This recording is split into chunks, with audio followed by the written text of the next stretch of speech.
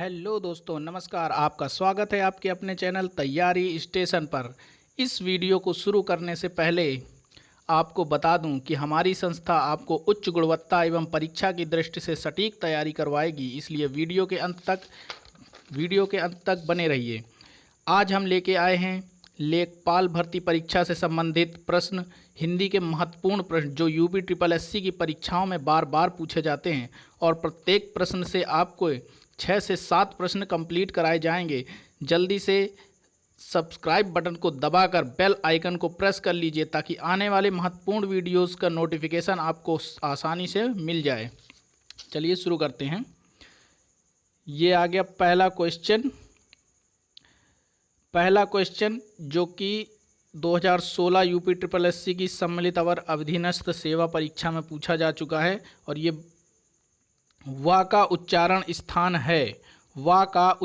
स्थान है दंत, ओष्ठ,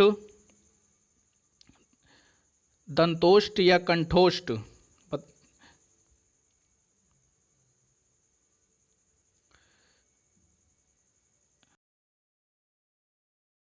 उच्चारण स्थान है, सभी लोग बताएंगे। दंत, ओष्ठ, दंतोष्ठ या कंठोष्ठ। तो इसका सही आंसर होगा ऑप्शन नंबर सी, दंतोष्ठ। वा का उच्चारण स्थान दंतोष्ठ होता है। इसी के साथ आपको और बता दें कि का वर्ग, चा वर्ग, टा वर्ग, ता वर्ग और पा वर्ग। का वर्ग कंठ से, का वर्ग का उच्चारण स्थान कंठ होता है। चा वर्ग का उच्चारण स्थान तालु होता है। टा वर्ग का उच्चारण स्थान मूर्धा होता है और ता वर्ग का उच्चारण स्थान दंत होता है। पा वर्ग का उच्चारण स्थान ओष्ठ होता है। और इसके बाद जो पंचमाक्षर होते हैं, या, अंगा, अड़ा, ना, मा, ये सब जो है ये नासिक के होते हैं। ठीक है। इस चलिए नेक्स्ट क्वेश्चन देखते हैं।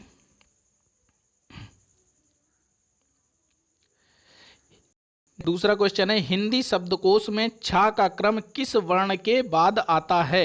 हिंदी शब्दकोश में छा का वर्ण किस वर्ण के बाद आता है? तो छा का वर्ण किस वर्ण के बाद आता है? तो देखिए, डॉक्टर हरदेव वहरी के राज्यपाल हिंदी शब्दकोश के अनुसार, डॉक्टर हरदेव वहरी इनके जो प्रसिद्ध हिंदी के लेखक हैं और यूपी ट्रिपल एससी इनकी जो है पुस्तकों को एथेंटिक मानता है। तो हरदेव वहरी के अनुसार छा का क्रम जो है वो का के बाद आता है, मतलब उनके शब्दकोश में का वर्ण पहले और शब्दकोश में का के बाद छा का वर्ण आता है।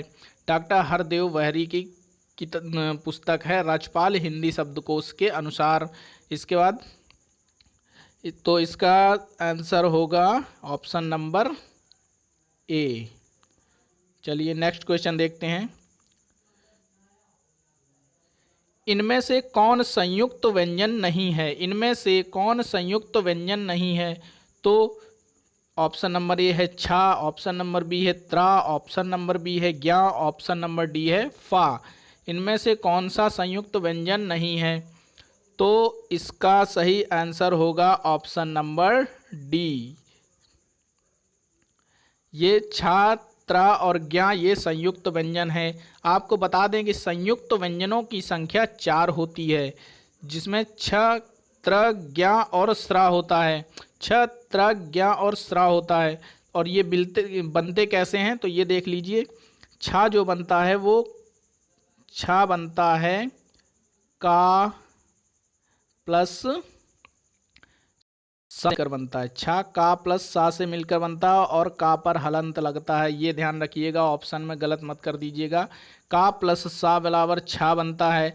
इसके बाद जो त्रा बनता है वो ता प्लस रा बराबर, ता प्लस रा मिला के बनता है त्रा। इसके बाद आता है ज्ञा, ज्ञा बनता है जा प्लस इया मिलाकर ज्ञा बनता है, जा प्लस इया मिलाकर ज्ञा बनता है। इसके बाद है स्रा, तो सा प्लस रा मिलाकर स्रा बनता है। तो ये ध्यान रखिएगा, जो पहला वर्ण है प्लस के पहले का वर्ण वो उसमें हलंत लगता है।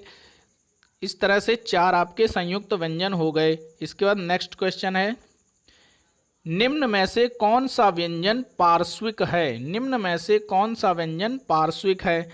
तो या पार्श्विक है, या सा है, या ला है, या झा है। तो इसमें ऑप्शन नंबर सही होगा सी। निम्न में से पार्श्विक व्यंजन ला है। निम्न में से पार्श्विक व्यंजन ला है। इसके बाद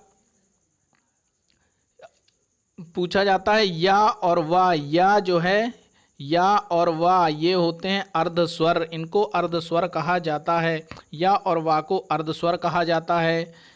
और इसके बाद है रा को लुंठित या प्रकंपित व्यंजन कहा जाता है।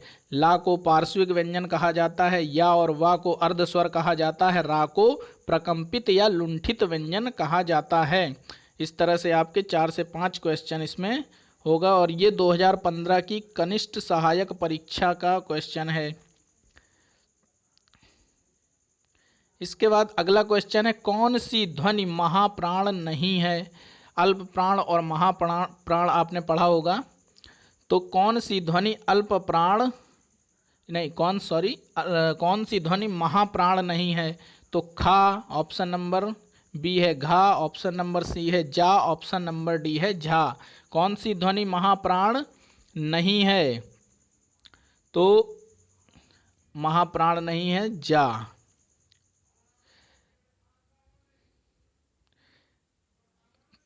महाप्राण क्या होता है? महाप्राण आपको बता दें कि प्रत्येक वर्ग, जैसे का वर्ग, चा वर्ग, तो प्रत्येक वर्ग का प्रत्येक वर्ग का दूसरा और चौथा व्यंजन वो महाप्राण होता है। इसके साथ में ऊष्म व्यंजन जो होते हैं सा और हा, ये प्रत्येक वर्ग का दूसरा, चौथा और सा, शा, हा ये महाप्राण होते हैं। इसके बाद अल्प प्राण कौन कौन से होते हैं? तो प्रत्येक वर्ग का पहला, दूसरा और तीसरा। प्रत्येक वर्ग का पहला, दूसरा, तो माफ़ करिएगा गलत ना नोट करिएगा, पहला दूसरा नहीं, पहला, तीसरा और पांचवा। प्रत्येक वर्ग का पहला, तीसरा और पांचवा। और या रा ला और वा ये अल्प प्राण होते हैं। बस इनकी एक ट्रिक होती है पहचानने की कि आप अपनी हथेली को अपने मुंह के पास लाएंगे और उस वर्ण को बोलेंगे। जिसमें ज़्यादा हवा लगेगी हथेली पर वो महाप्राण होगा और जिसमें कम हवा लगेगी वो अल्प प्राण होगा। इसके बाद नेक्स्ट क्वेश्चन देखते हैं। 2016 अमीन परीक्षा का क्वेश्चन है, बहुत ही अच्छा क्वेश्चन है। निम्न में से कौन सा व्यंजन स्पर्श संघर्षी व्यंजन है? स्पर्श संघर्षी व्यंजन कौन सा है निम्न में से? तो ऑप्शन नंबर ए जा, ऑप्शन नंबर बी रा, ऑप्शन नंबर सी हा, ऑप्शन नंबर डी शा। तो निम्न में से स्पर्श संघर्षी व्यंजन कौन सा है? तो निम्न में स्पर्श संघर्षी व्यंजन जा है। स्पर्श संघर्षी कौन सा है? तो जा है।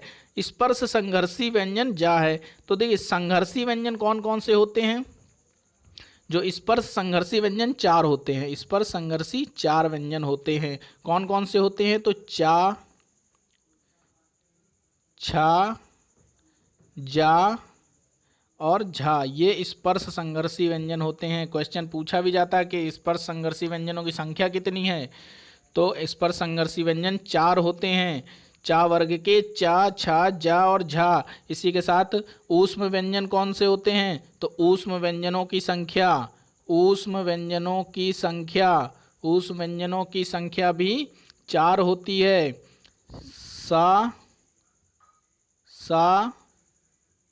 सा और हा ये ऊष्म व्यंजन होते हैं। इसके बाद जो है हा को स्वर यंत्र मुखी कहा जाता है। हा को स्वर यंत्र मुखी कहा जाता है।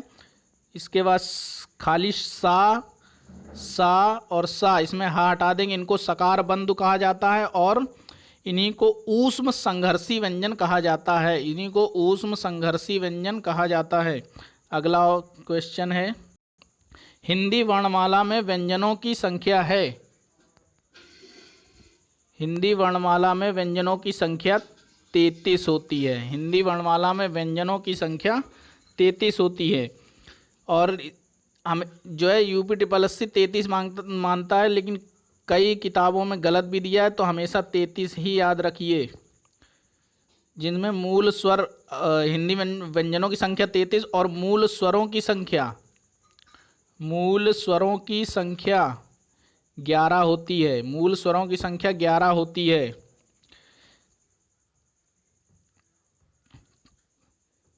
व्यंजन 33 हो गए,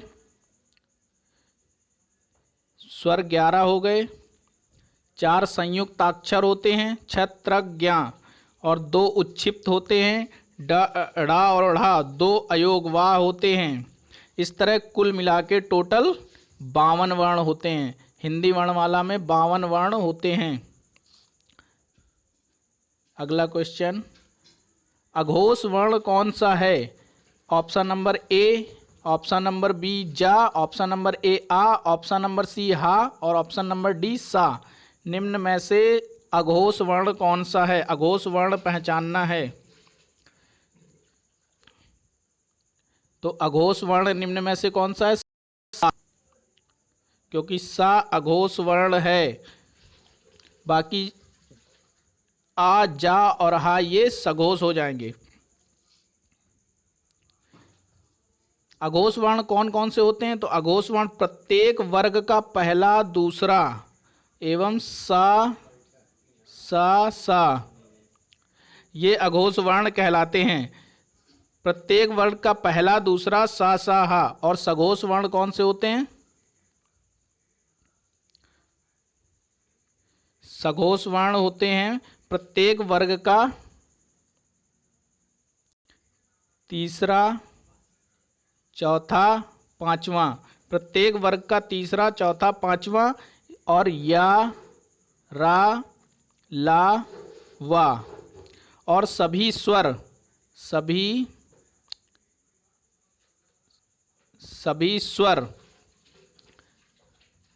तो प्रत्येक वर्ग का तीसरा, चौथा, पांचवा, या, रा, ला, वा और सभी स्वर ये सघोष होते हैं।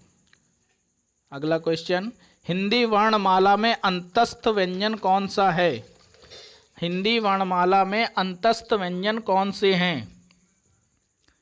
ऑप्शन नंबर ए श, श, स, हा, ऑप्शन नंबर बी य, र, ला, वा, ऑप्शन नंबर सी छ, त्र, ज्ञ, स्रा, ऑप्शन नंबर डी च, छ, ज, झ।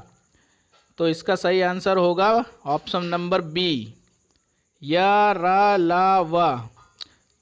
इसी के साथ या, अलावा अंतस्थ व्यंजन होते हैं और इसी के साथ 4 संयुक्त व्यंजन होते हैं, छत्र, ज्ञ और 4 ऊष्म व्यंजन होते हैं, स, हा, स और हा। अगला क्वेश्चन है, ऐसी हैं जिनका प्रयोग तो किया जाता है किंतु उनका समावेश स्वर में नहीं होता है। तो कौन सी 2 मात्राएं हैं? तो इसका सही आंसर होगा ऑप्शन नंबर बी अंग और आहा। यह स्वर में नहीं गिने जाते, इनको अयोगवाह कहा जाता है।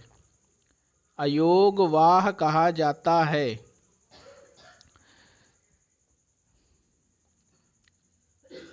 अगला क्वेश्चन है, हिंदी भाषा में ह्रस्व स्वरों की संख्या कितनी है? हिंदी भाषा में ह्रस्व स्वरों की संख्या कितनी है? तो हिंदी भाषा में ऑप्शन नंबर ए है 11, ऑप्शन नंबर बी है 4, ऑप्शन नंबर सी है 7, ऑप्शन नंबर डी है 2। तो ह्रस्व स्वरों की संख्या है 4। ह्रस्व स्वरों की संख्या कितनी है? 4। कौन कौन से हैं? तो छोटा आ, छोटी ई, छोटा ऊ और री, ये 4 ह्रस्व स्वर कहलाते हैं। कुल ह्रस्व स्वर हैं 4 होते हैं। इसके बाद मूल दीर्घ स्वर होते हैं। दीर्घ स्वर की संख्या 3 होती है। मूल दीर्घ स्वरों की संख्या 3 होती है। बड़ा आ, बड़ी ई, और बड़ा ऊ। इसी के साथ संयुक्त स्वर, 4 संयुक्त स्वर होते हैं,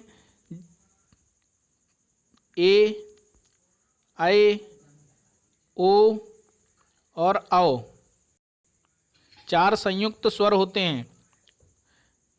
अगला क्वेश्चन है, राम सीता से सुंदर है में वाक्य में कौन सा कारक है? तो पहला है करण कारक, अपादान कारक, संप्रदान कारक, संबंध कारक। इसका ऑप्शन नंबर बी सही होगा, अपादान कारक। जहां पर भी भय, डर, तुलना एवं अलगाव आता है वहां पर अपादान कारक होता है। तो इसमें राम की सीता से तुलना की गई है, इसलिए यहाँ पर अपादान कारक होगा। ये आज का लास्ट क्वेश्चन था और इसकी पीडीएफ आपको हमारे टेलीग्राम चैनल पर मिल जाएगी, जिसका लिंक वीडियो के डिस्क्रिप्शन में दिया गया है। आप वहां से टेलीग्राम चैनल को ज्वाइन कर लीजिए और पीडीएफ और जितनी भी बाकी क्लासेस हो चुकी हैं वो भी आपको मिल जाएंगी, उनसे संबंधित पीडीएफ भी आपको वहां पे मिल जाएगा और आप उसको ज्वाइन कर लीजिए। डिस्क्रिप्शन में लिंक दिया हुआ है, वहां से ज्वाइन करके आप पीडीएफ डाउनलोड कर लीजिए। और इसी के साथ मिलते हैं नेक्स्ट वीडियो में। Thanks for watching.